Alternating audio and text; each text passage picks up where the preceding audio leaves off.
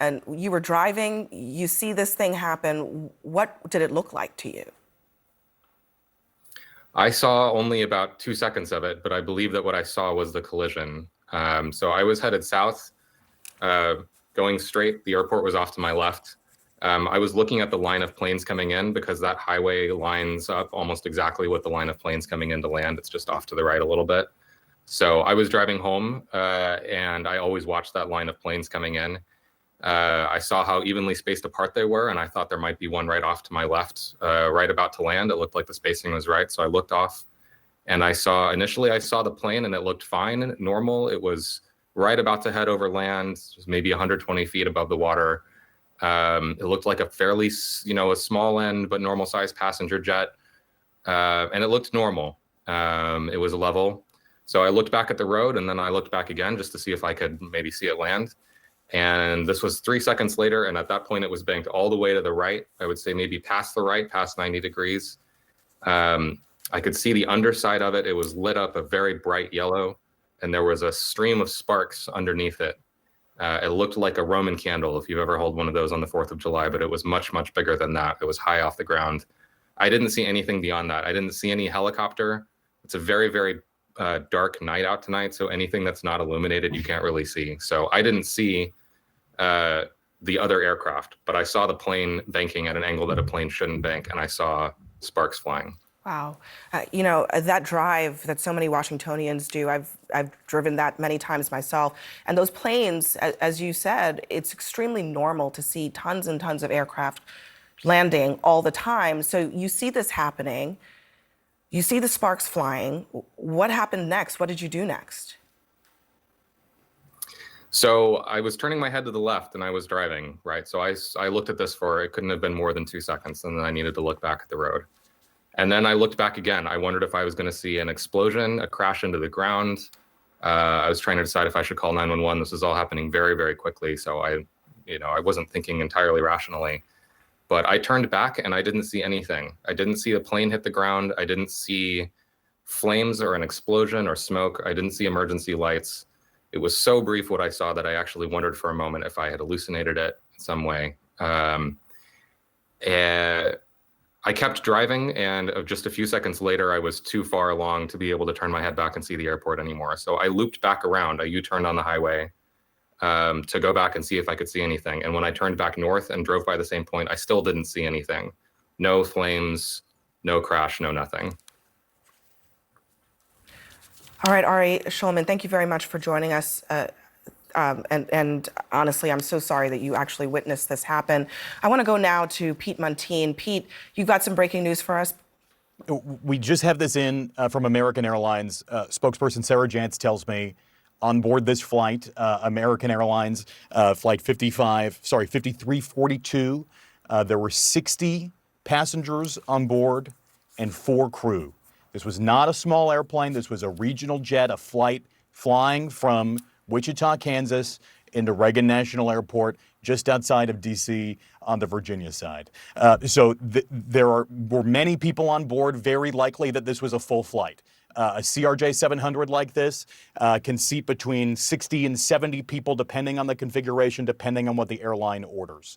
Right now, there is a very frantic search in the Potomac River right now, and Noah Gray of DC Fire tells me they have every resource out there that they possibly can, every resource working as hard as they can to do what they can.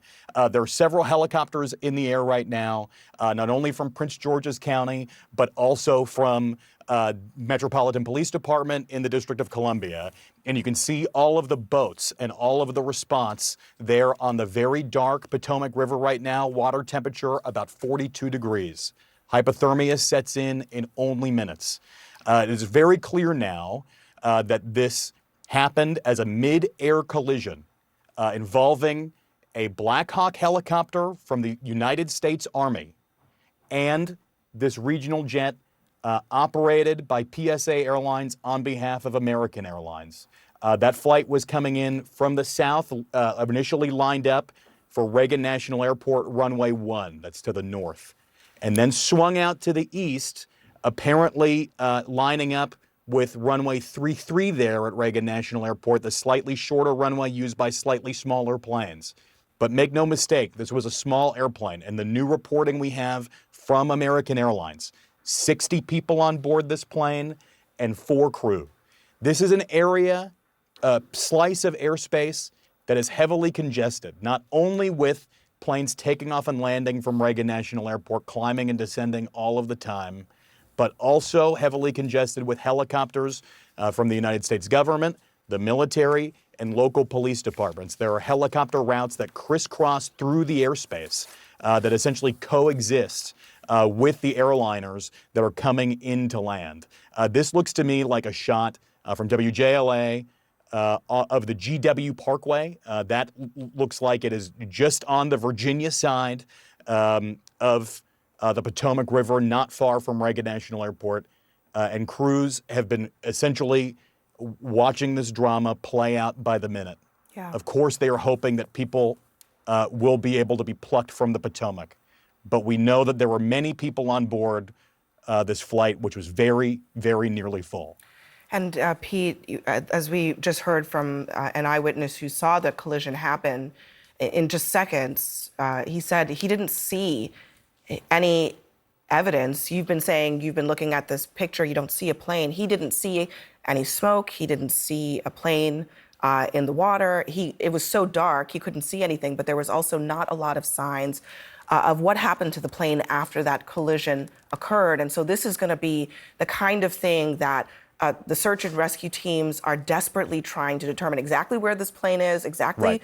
where the people on the plane are, and how to get them out of this water. Pete, stand by for us as you continue to do your excellent reporting on this story. Mary Schiavo is with us. She's a CNN transportation analyst. Mary, so much to ask you about this, but one of the things about the DC area is just how incredibly tightly controlled this airspace is. You know, the post 9/11 world for DC is such that really very few aircrafts can be in the air that are not explicitly, no aircrafts can be in the air that are not explicitly authorized. It's incredibly tightly controlled, but it's also incredibly congested. So when you have a military aircraft like this in the same area as commercial flights, what are some of the problems that can arise from that? Well, yeah, and you have said it very correctly. Now, the DC Reagan National Airport, you must be under air traffic control. It is all instrument controlled. Planes can't traverse on what they call visual aircraft rules. But also, everyone knows that. I mean, everyone knows the routes of the DC airport, the runways, and that it is entirely controlled by air traffic control. So to traverse that airspace legally and correctly, obviously, they would have to have clearance. They would have to they should be under control. Now, there are certain areas, certain flight levels, altitudes, if you will, that are reserved for helicopters, that are reserved for other operations. But off the ends of those runways, it is total control, and everyone who operates in the DC area knows it very well. And I literally just landed at DCA at about 7:30 on a PSA flight operated by PSA for American Airlines. It was busy tonight, but the planes weren't full. The plane I was on wasn't full, but there was lots of traffic. The flight was actually a little bit late because of the traffic. But again, everyone knows that about the DC airspace. And so this was one of the concerns literally decades ago when Dulles Airport was opened. Back then, the agreement was to fund and pay for an open Dulles, is that Washington National was supposed to close when Dulles opened. And of course, the hue and cry, for obvious reasons, it's a very popular airport. It's very convenient. And, you know, everyone in the government loves to use it. And it did not close. And I'm sure that's part of the discussion. The most important discussion, of course, is searching for the passengers and the investigation of what happened. But this will renew the issue of, is this airspace reasonable and correct? And does DCA still make sense? I don't see anyone realistically closing it, but there was certainly maybe calls to limit the flights, to limit the numbers of aircraft that can operate there.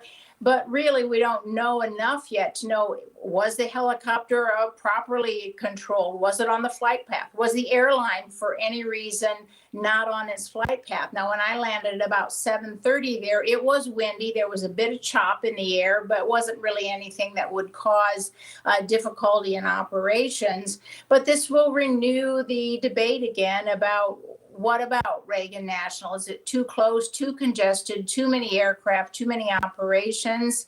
And how much, how many aircraft can we put in this very small space? But again, DCA is very, very popular Yeah. for obvious reasons. It's convenient.